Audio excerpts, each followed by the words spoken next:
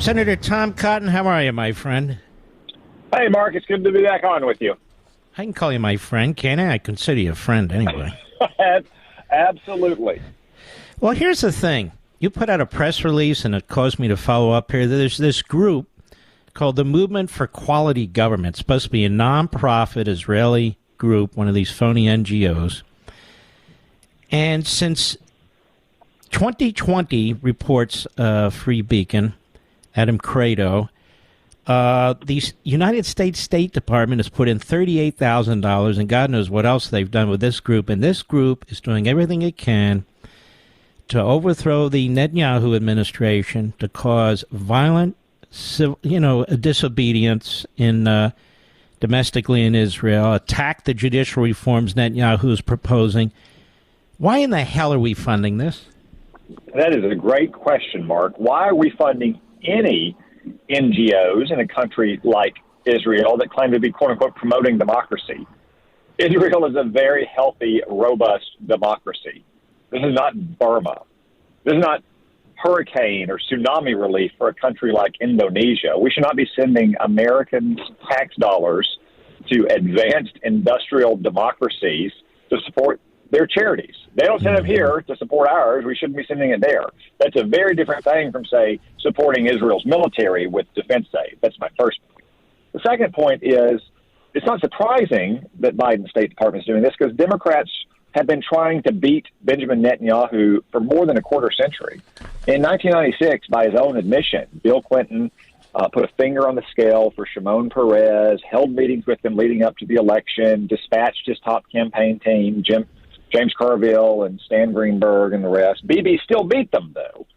Now, 3 years later, with the help of Clinton, Ehud Barak was able to win that election. Now, Bibi was more of a victim of his own success by stopping the waves of terrorism that Oslo had unleashed while he was prime minister.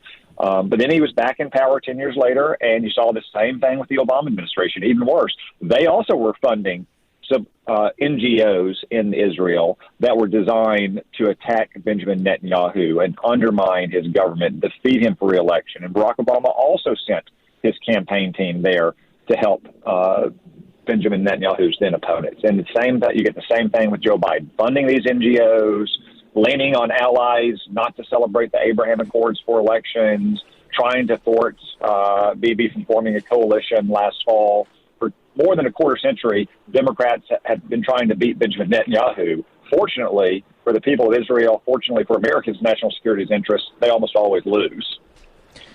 And they're making an issue out of these judicial reforms, which are very much like the way our country operates, and they're seizing on this, as well as fools like Thomas Friedman at the New York Times. You might be familiar with the New York Times, and some of these other entities, again, in order to try and take down this sitting government. And it's like the radicals in America, the radicals in Israel, they're doing everything they possibly can to overthrow Netanyahu's government when he's trying to face down the Iranians, which are days away from having a nuclear weapon. Does that make sense?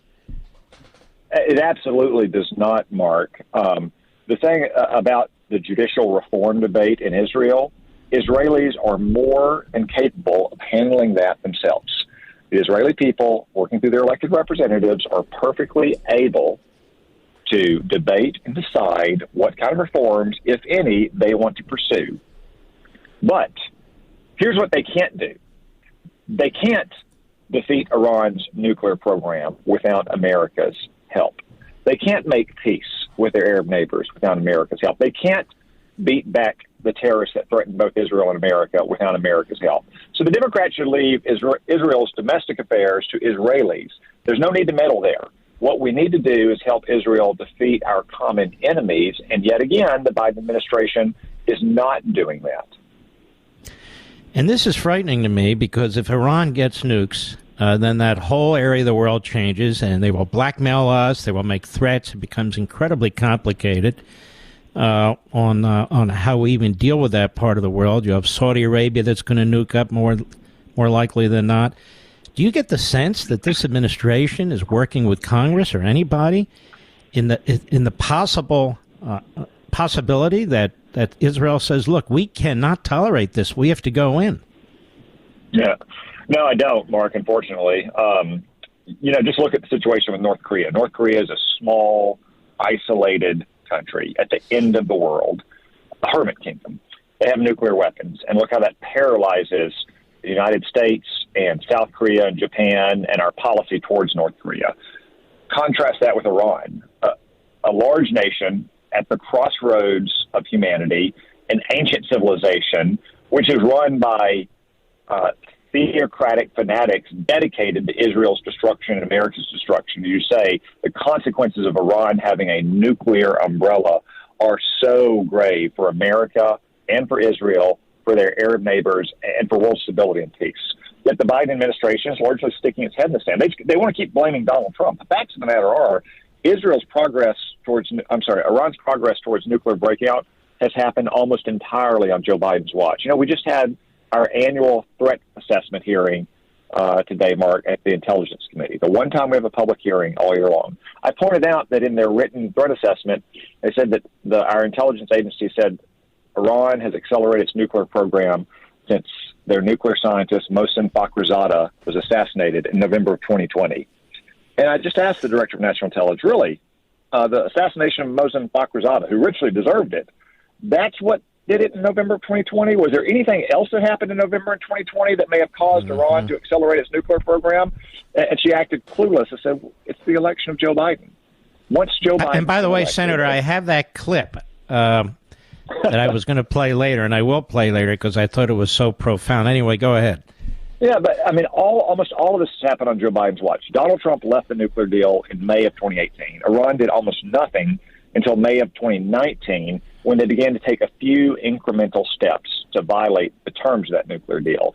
In January of 2020, 7 months later, we killed Qasem Soleimani, their terrorist mastermind, and they didn't do anything until November of 2020, when it became clear that clueless ideologue Joe Biden was going to become the president, and he was going to rush to get back in the nuclear deal. Even today, even with Iran supplying Russia with missiles and drones to attack Ukraine, even with them making totally unreasonable demands, still trying to kill Mike Pompeo and John Bolton and others, the administration won't say that the nuclear deal with Iran is dead and never coming back, because then they would be forced to acknowledge what their next step would be, and they don't want to acknowledge that step, because the only thing you can do is to crack down Iran even further and keep open the possibility of military action against those nuclear sites. I just feel we're not prepared for this to support the Israelis in their effort. We're not prepared if China invades Taiwan. We're not building up our defenses, that is, our defense spending the way we should, minus the woke stuff, obviously. Am I wrong about this? No, Mark, unfortunately, you're not wrong at all. We certainly are taking the steps we need to help Israel be prepared. There are specific and concrete steps we could take to help Israel deter Iran from a nuclear breakout, whether it's providing certain kinds of aircraft or certain kinds of munitions. In Taiwan, what we need to do is what you alluded to on our own defenses, which is rapidly build out our industrial base. We've had too much consolidation since the end of the Cold War. There are too few suppliers, both at the prime contractor level and at the subcontractor level. Raytheon and Lockheed can't get ball bearings or gaskets or valves or chips or steel or aluminum. It doesn't matter how fast they can assemble these weapons. But I've sat through so many meetings now over the last year where Pentagon officials are dislocating their shoulder, patting themselves on the back for getting the timeline for production of one of these weapons from, say, 3 or 4 years down to 18 months. Well, that's great, but it really shouldn't be 2 or 3 months. And it's going to take focused and intense leadership at the Pentagon to actually get past these bottlenecks. Bob Gates did this in 2007. He came into a Pentagon that was still not focused on the immediate challenges right in front of it, and he had to move heaven and earth to get more mine-resistant vehicles and unmanned surveillance drones to us in Iraq and Afghanistan. And he did it. But that's the kind of effort it takes. And it's critical. It's critical to deter the threat that we face in the Western Pacific from China. It's also critical to deter countries like Iran as well. And I know you've got to go, Senator, but finally, it's my impression that Blinken, who is extraordinarily weak, comes out of the Obama administration and worse. that he's basically calling the shots, and nobody's really grabbing hold of the military side of things and taking charge and pushing hard to get the kind of weaponry we need, the kind of strategies that we need, and so forth. I mean, under Reagan, we had over 600 ship Navy. Now it's under 300. I can go down the list. The percentage of the GDP has shrunk so considerably with respect to defense spending, and meanwhile, we have more than enough money, more than enough debt and yearly deficits to redistribute wealth for every cockamamie idea the left has. No? You're right that people like Joe Biden and Tony Blinken and Jake Sullivan still don't understand that what people like Xi Jinping and Vladimir Putin and the Ayatollahs understand is military power. Military power underwrites every other source of our power. We have a lot of source of power in this country, whether it's our economic power, diplomacy, sanctions, what have you. But military power underwrites it all. And if people like Xi Jinping and Vladimir Putin and the Ayatollahs are not concerned about our military power and our president's willingness to use it, then all the other things is just so much hot air. All right, Senator, thanks very much. I think you're in the car. Be careful now. Thank you, Mark. It's always great to be on with you. All right, be well. God bless. He's a great guy. He really is.